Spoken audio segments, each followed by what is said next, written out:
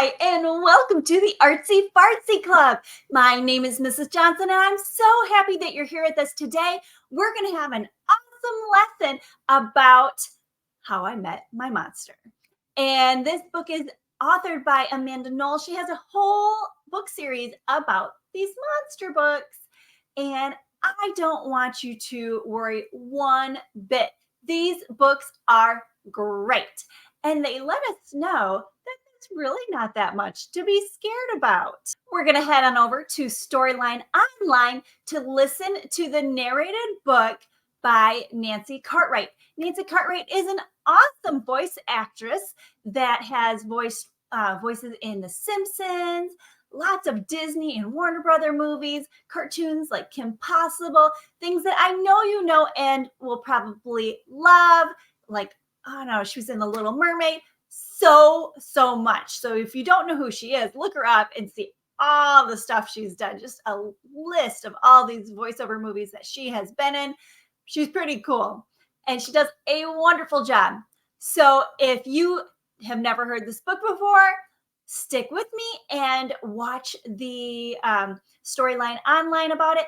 And if you already have and you want to just fast forward and catch up on the other side, I'll catch you on the flip side. Welcome to Storyline Online, brought to you by the SAG-AFTRA Foundation. I'm Nancy Cartwright, and today I'm going to read to you How I Met My Monster, written by Amanda Knoll and illustrated by Howard McWilliam. One night, when I reached under the bed for my truck, I found this note instead. From the office of Mr. Z. Monsters, meet here for final test. Z. Ha! My parents were obviously trying to trick me into staying in bed. I didn't believe in monsters. So I crumpled the paper, grabbed my truck, and zipped over to my garage. I heard some creaking and rumbling, but I wasn't scared. Our house always made noises at night. But then a voice under the bed scolded. Stop that stomach rumbling. The child will hear you. Voices? Stomach rumbling? If this was part of my parents' trick, it was pretty cool. I peered into the inky blackness. 5 pairs of eyes blinked back. Oh, see? Now he knows we're here. The voice sighed. One of you has broken monster rule number 1. Maintain the element of surprise. This is no trick, I thought. There are monsters under my bed. A long-necked yellow monster slid out, followed by 4 little monsters. Rule number 2, the yellow one instructed. Never block the bed. All of you, scoot over. Hey, I realized, that one must be their teacher. I sat up straight, mesmerized by the monster parade shuffling across my bedroom. That's better, the teacher monster said. Access to the bed is clear. Now, who knows rule number 3? The purple monster teetered on his tiptoes and gurgled. Get the child into bed. That's correct, Genghis. And how would you do that? Well, Mr. Z, I would roar my scariest roar. All right, give it a go. Genghis took a deep breath, opened his mouth, and let out a tiny...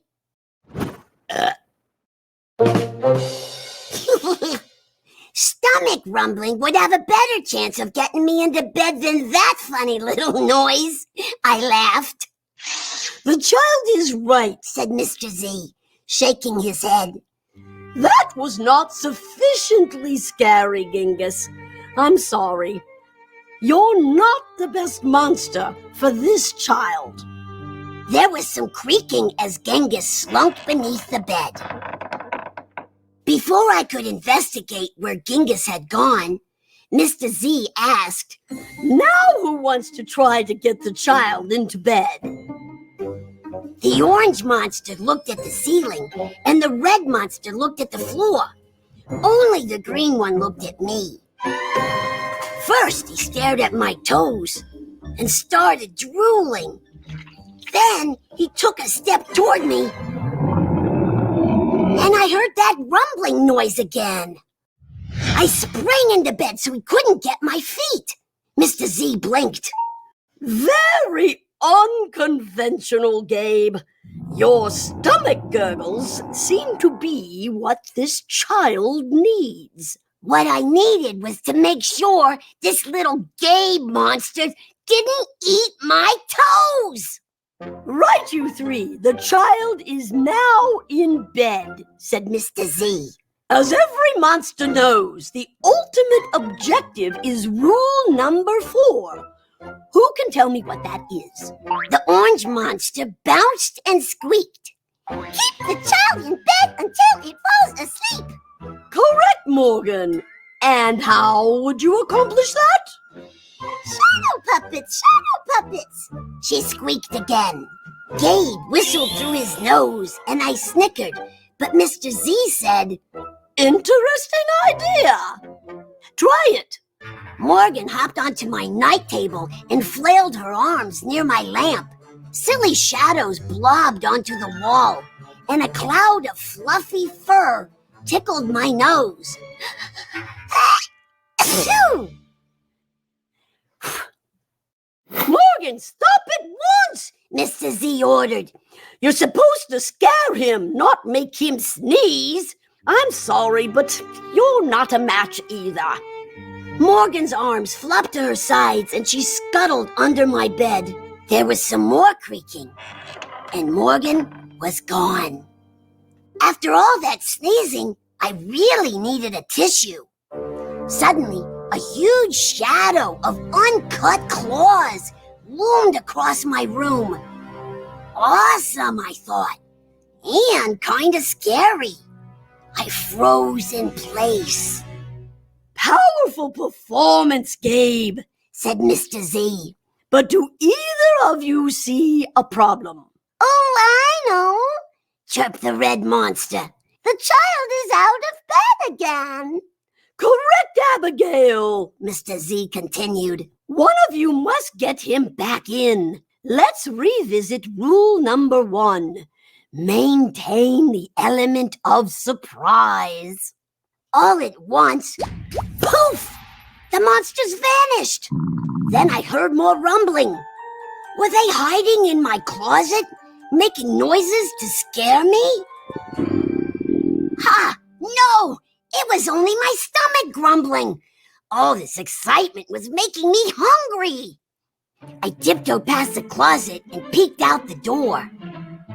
So far, so good. No monsters. Then I stepped over the squeaky stair and sneaked down to the kitchen. As I reached into the pantry, I heard some chattering behind me. I sure hoped it wasn't that toe-loving Gabe. I yanked open the fridge. Ha! It wasn't Gabe. It was just the red monster, shivering on the shelf. Found you, I laughed. Nice try, Abigail, said Mr. Z. But this isn't working. You're not the right monster for this child. But Mr. Z, she whined, it's not my fault he's not scared of me. I'm sorry, Abigail. Let's go. Abigail clomped behind Mr. Z. When I heard the creaking, I knew she was gone. I grabbed some crackers and headed upstairs, wondering if Gabe was gone too. I munched all the way down the hall. Then went into the bathroom to brush my teeth again. When I opened the door a minute later, Gabe was definitely not gone. He was right there, and he was huge. I charged into my room and slammed the door. When I leaped into bed, I knew my toes were safe. Phew! I was surprised to hear breathing under my bed. Ragged breathing and stomach rumbling. Hey, kid, Gabe growled. good to see ya. I pulled my covers up tight. Now, if you don't mind, I'd like to start the evening with an ominous puddle of drool. I peeked over the edge of the bed. Green ooze spread soundlessly from underneath. Then the bed quivered as Gabe unfurled his spiked tail. Well, this looks quite promising, Mr. Z noted. When I heard some more creaking, I knew Mr. Z was gone. I was alone with Gabe.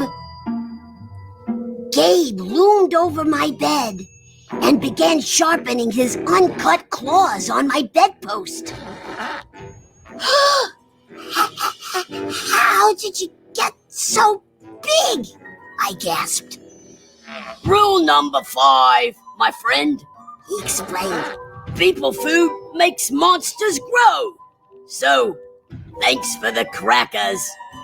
Got any toes I can munch?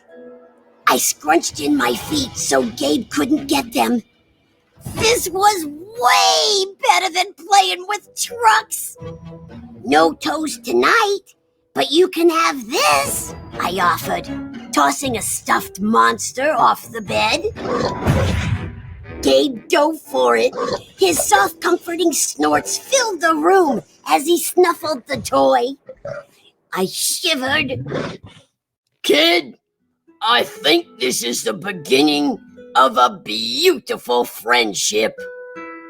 No other monster can scare me like you, I giggled. Gabe was the monster for me. His snorts and ooze were perfect. I yawned and shivered again. I was asleep in no time.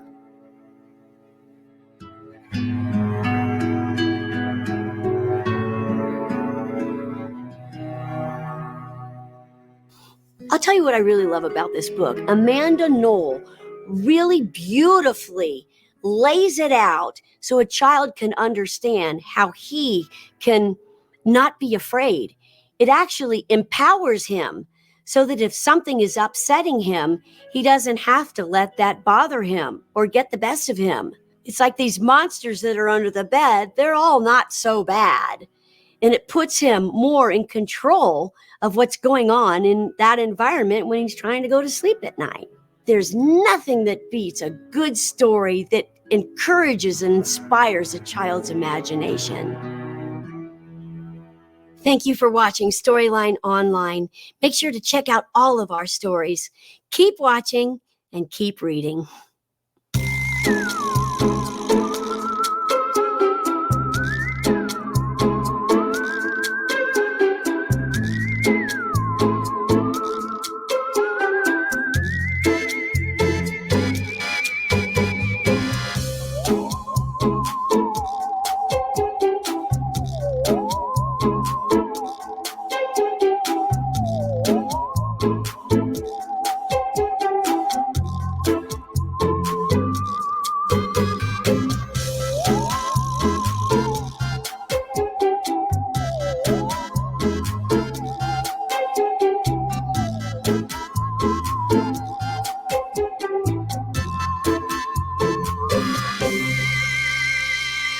Hi, and welcome back. What did you think of that story? I love it so much, and I really like seeing the illustrations, how all of the monsters are really unique.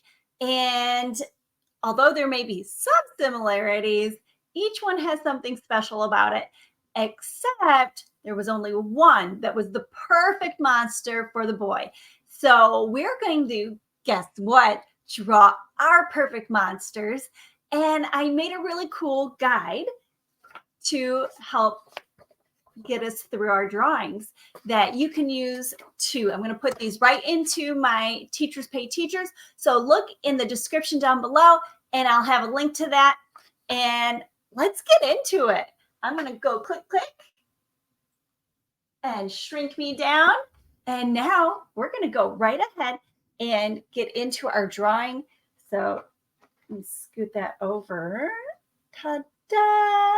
All right. So here's my cool little packet. I'm going to take one piece of paper. This is a 9x12 drawing paper. And what you're going to want today is a pencil, a good eraser. I recommend a Sharpie, and you can use either crayons or markers. And if you really want to make it special, you can add some embellishments later, and we'll talk about that. So we're going to start by going through our step-by-step how to draw a monster. Now, I made you some suggestions. That doesn't mean that these are the only shapes you have to use, but they're a place to start. And you're going to see right here, I started to make my monster right here in the corner. And you'll see on each page how the monster progresses. So I'm going to try to make a different monster on this paper. And like I said, it's a 9x12. It's vertical, which means the long way up and down. And I'm going to try to pick a shape, but I'm going to draw lightly because we're going to go in with our Sharpie to darken it up and true it up and allow ourselves to be able to erase any lines that we don't want to keep. I can use a regular eraser, or you might have a nice big eraser. Be careful using the big pink erasers because sometimes if they're the cheaper ones, they'll leave pink marks on your paper, and that's no fun. So what is the shape I'm going to do for my monster? I am going to do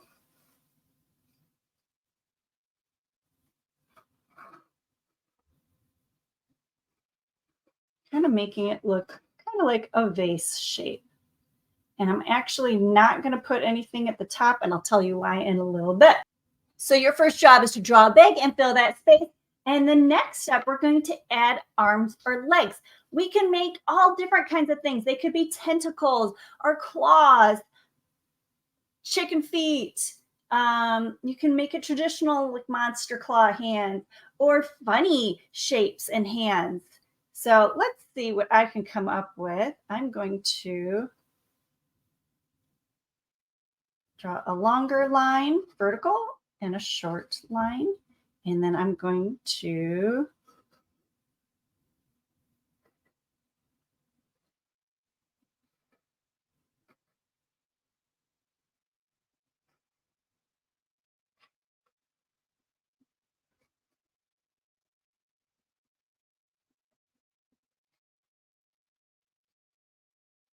and at the end of each one of these, I'm going to make a claw.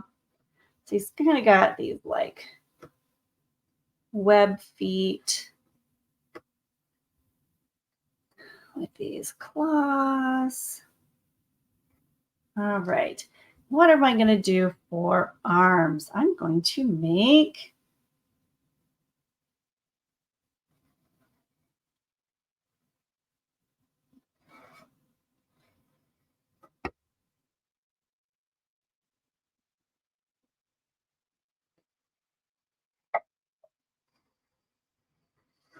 tentacle arms. Why not? All right. Now, step 3. We're going to add eyes and a mouth. Now, I don't know if you noticed, but that purple monster in the story, he had 3 mouths. Okay. So you could do the same for eyes or mouths. You can add more mouths. You can have no mouth. That would be kind of weird. You could have no eyes and just a mouth. That's a spooky thing. How do they see you with their minds? Right. So you could kind of, your imagination is your only limitation. So I'm going to make my mouth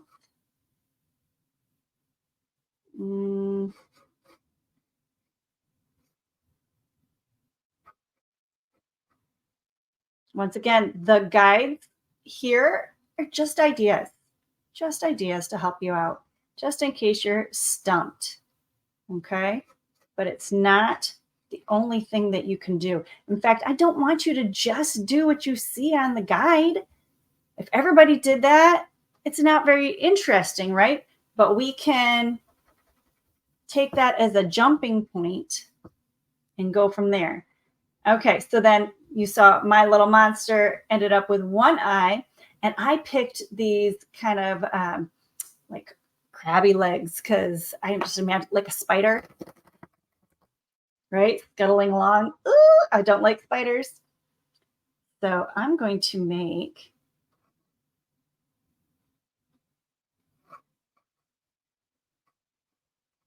him have 3 eyes.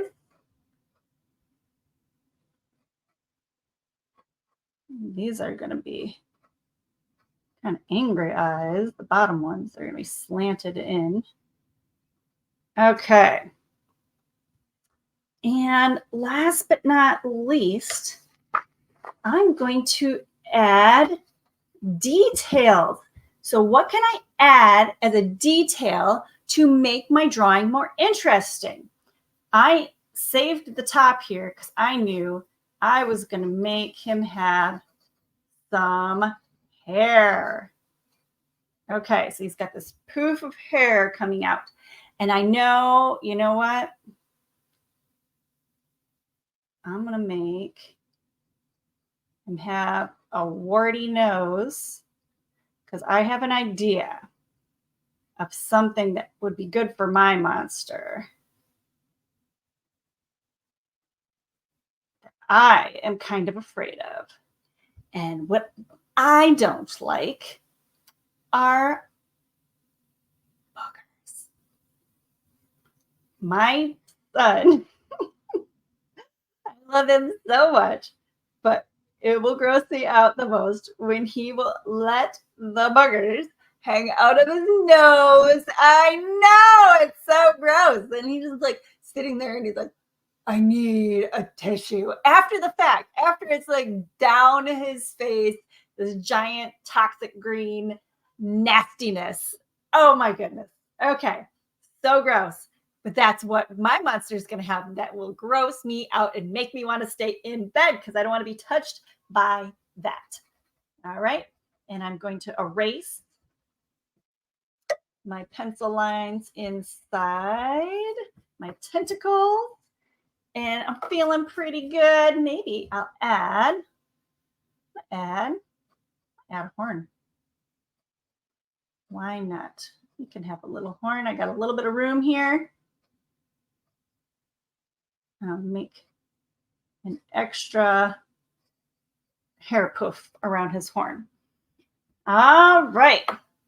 So then I'm going to take my Sharpie and I'm going to true up all my lines and then come back in with my nice big eraser and erase anything that I messed up. Other details can be ears. We said nose, tail, spots, warts, a beak, I had hair feathers. Whatever, your imagination is your only limitation. On this guy, he had wings instead of arms. I gave him some spots and some horns. What can you think of? It could be extra tentacles. It could be, I don't even know, guys. So use your imagination, Mrs. Johnson.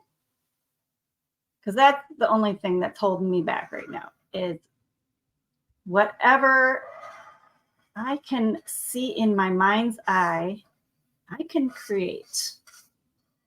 And if you're having a hard time, that's what the sheet is for. But think outside the box. I even write that on the sheet. Think outside the box. What is something that your neighbor wouldn't have even thought of? And that's going to make your drawing more interesting. Somebody goes, wow, I never would have thought of that. Then your drawing becomes extra cool. And you're like, yeah, I'm the coolest. All right. I'm going to start with this top eye because I've kind of layered them. So I want that one, or overlapped them, I should say. I want that one on top.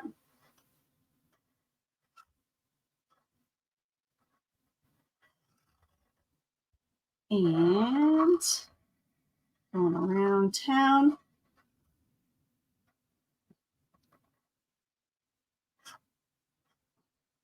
You don't have to have eyelashes. I'm just adding these in just cause. And we got a nice big schnoz. Schnoz is another word for nose. I just kind of moved that wart. Let's get that wart with a little hair coming out of it on here and get those boogies. Gross. A nice fang.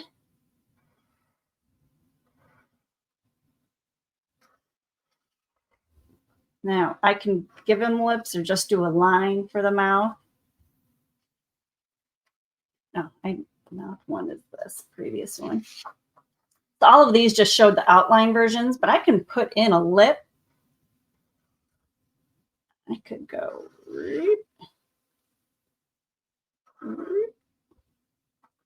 and make him look like he has a lip. Okay. Add in those feetsies.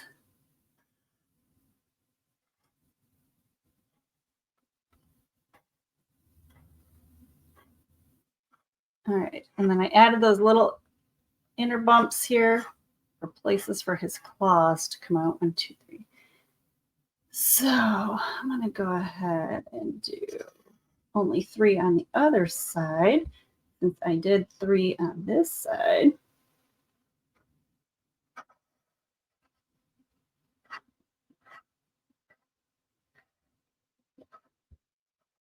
Getting that claw in there.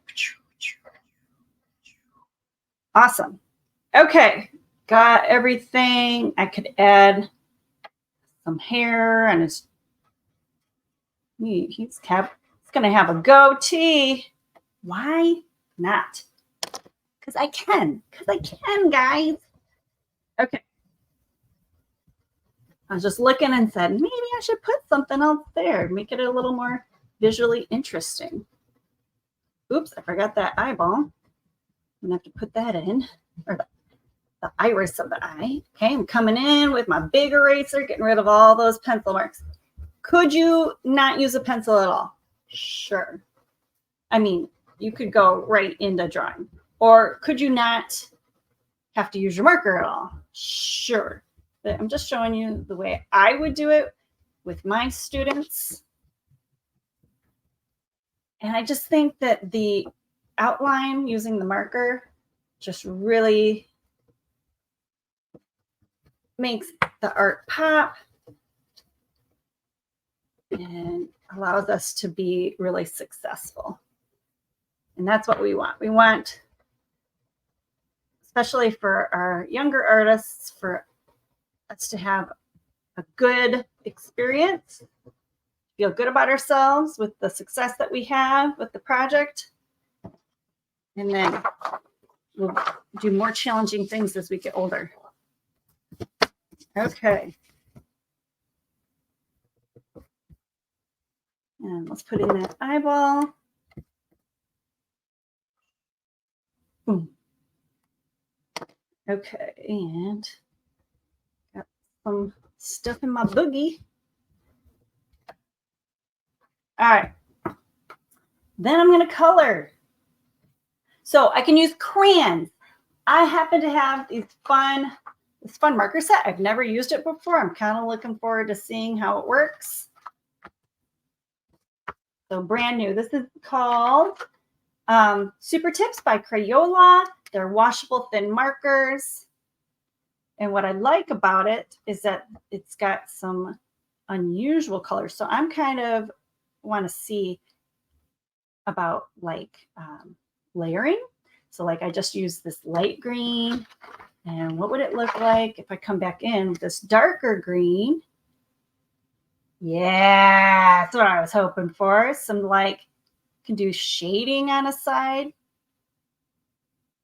I really like that, guys. Okay, that's fun. And let's go to town. So what color is my guy gonna be? Oh, I just noticed I erased the other side of his head. Boop.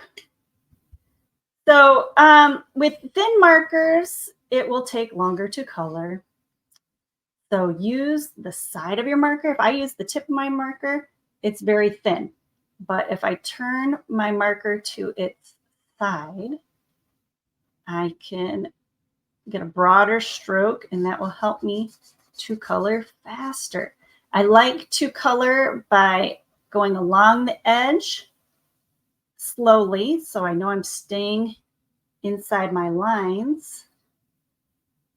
And then I can come back quicker with that sideways stroke and fill in that space.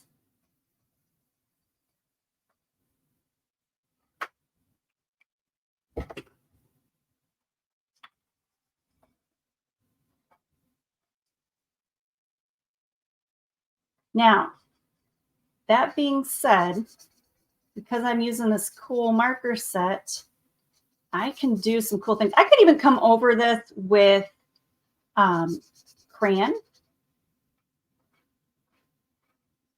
and do some details and stuff. But I am looking forward to coming in with a different shade of marker. Let's see. So I can come in. I go, oh, I'm going to do some spots on this guy.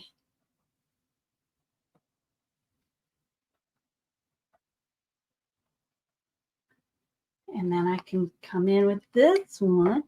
I can even shade in that spot. I'm going to finish coloring this in. I'm going to make it go a little bit faster for you so that you can see what it looks like. And then I'm going to tell you about our final step on our packet that makes this cross-curricular super fun and totally art inspired to make us think of all these creative words that we can add to our writing sheet. So I'll catch you on the flip side.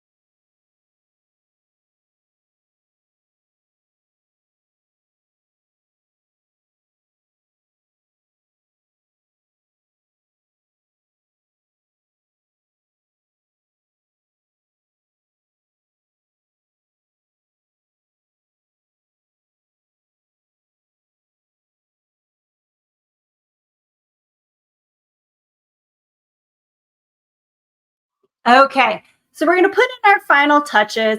I might do a few more of these spots to just create some visual interest.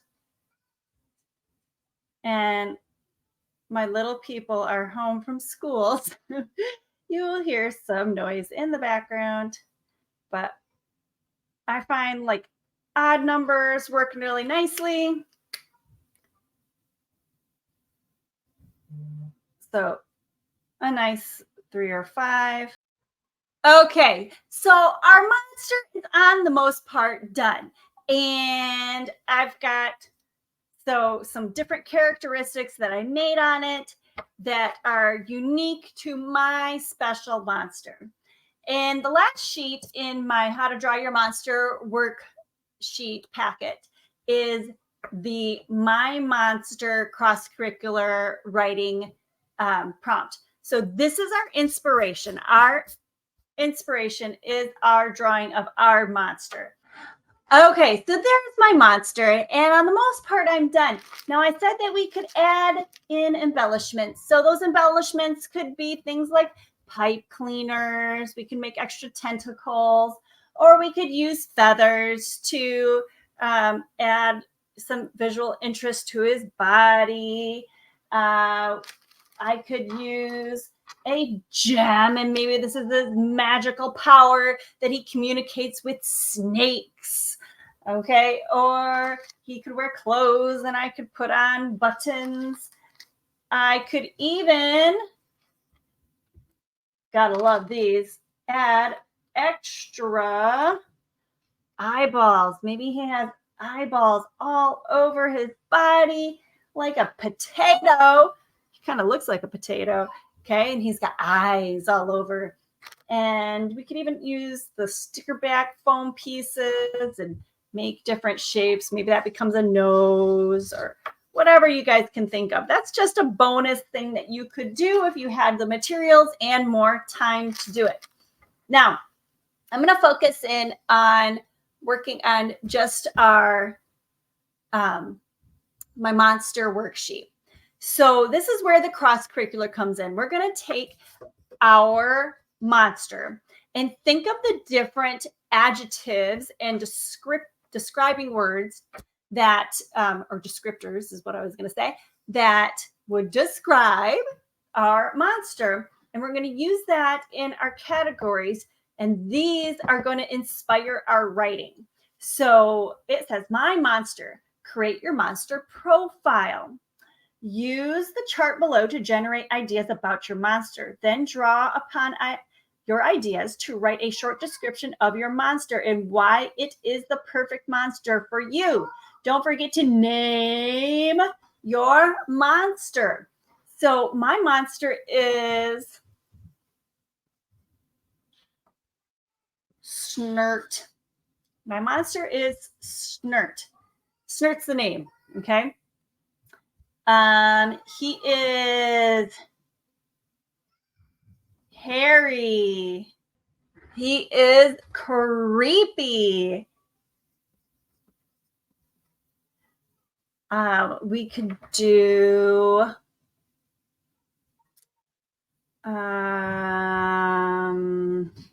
he is slimy. He is smelly.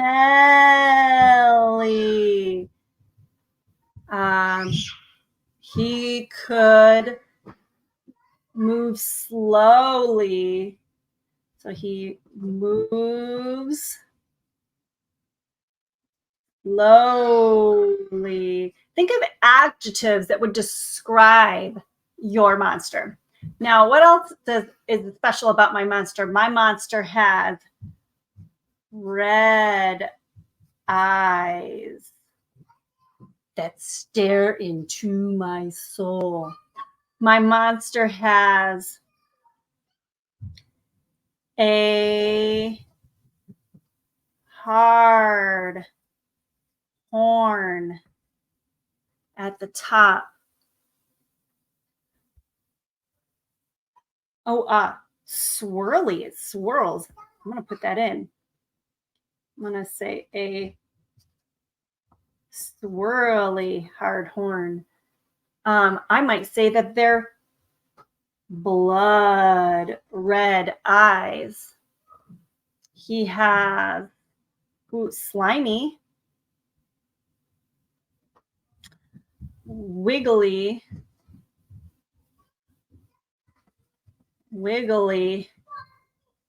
tentacles. Sorry for my cursive print hybrid. He has spots. My monster can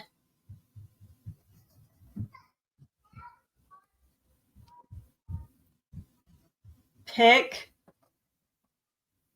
my nose with his tentacles.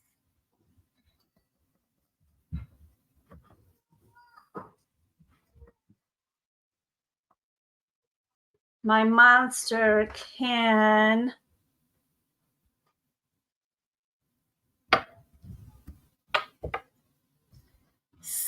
see in the dark with those creepy eyes of his. My monster can scratch the floor as he walks.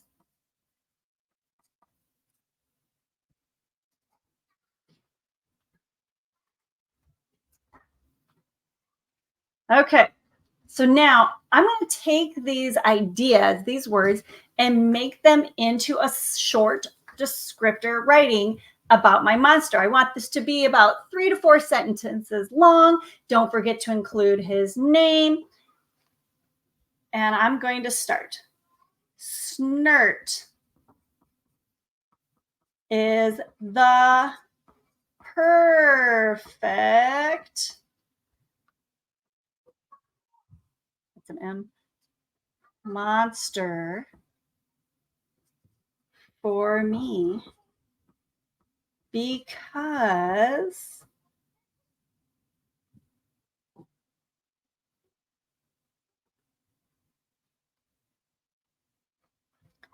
his slimy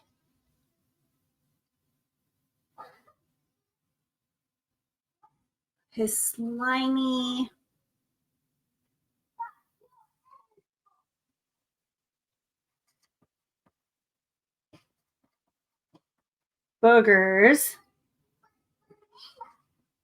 absolutely disgust me.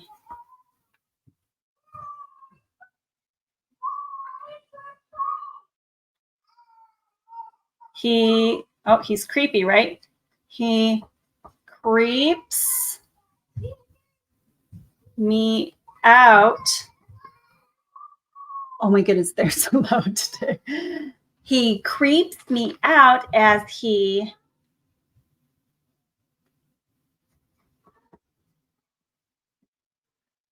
wiggles his tentacles and tries to pick my nose. So gross.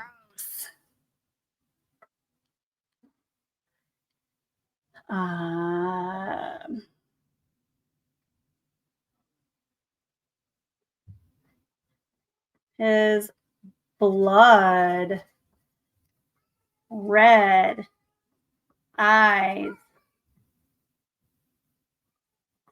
scare me as he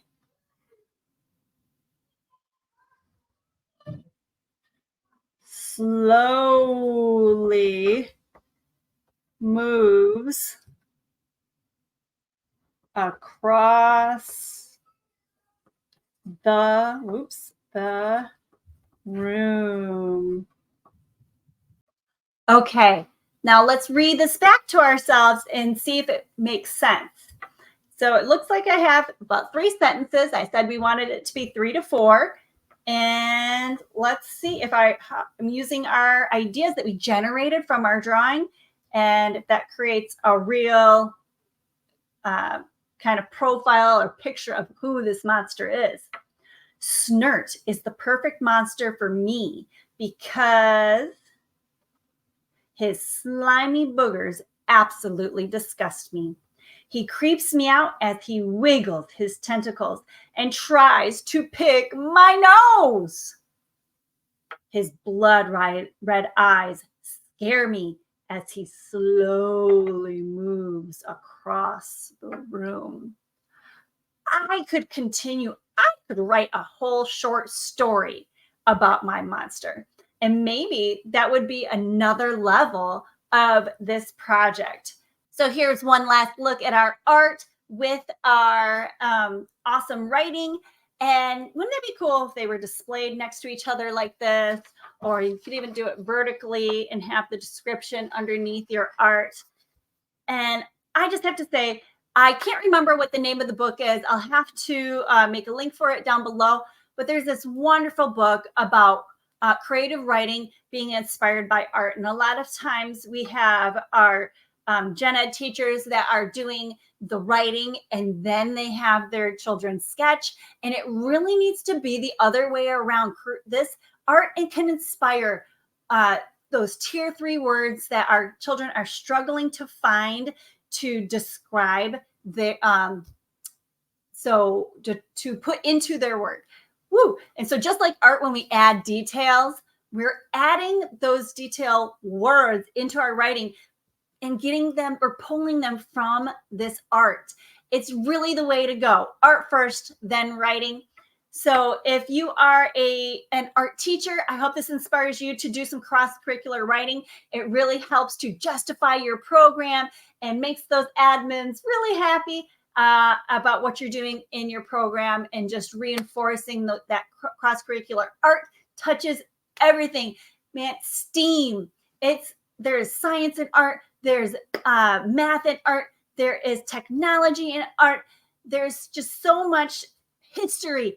And of course, creative writing, inspiration. It's all there. I love art, and I hope you do too. So thank you so much for making it to the end. If you haven't yet, make sure you like this video and subscribe. That really helps me out. I really appreciate it. And if this is your first time here, you are now officially an ArtsyFartzy Club member. Yay! And if no one's told you yet today, I absolutely love you. Please join me again. Next Wednesday, you will have a pre-recorded episode, but I also go live on Saturdays at 11 a.m. Eastern. I would love to see you there and have you drop me a comment. Once again, thank you so much for being here. My name is Mrs. Johnson, and until we see each other again, I hope that you are absolutely art-tastic.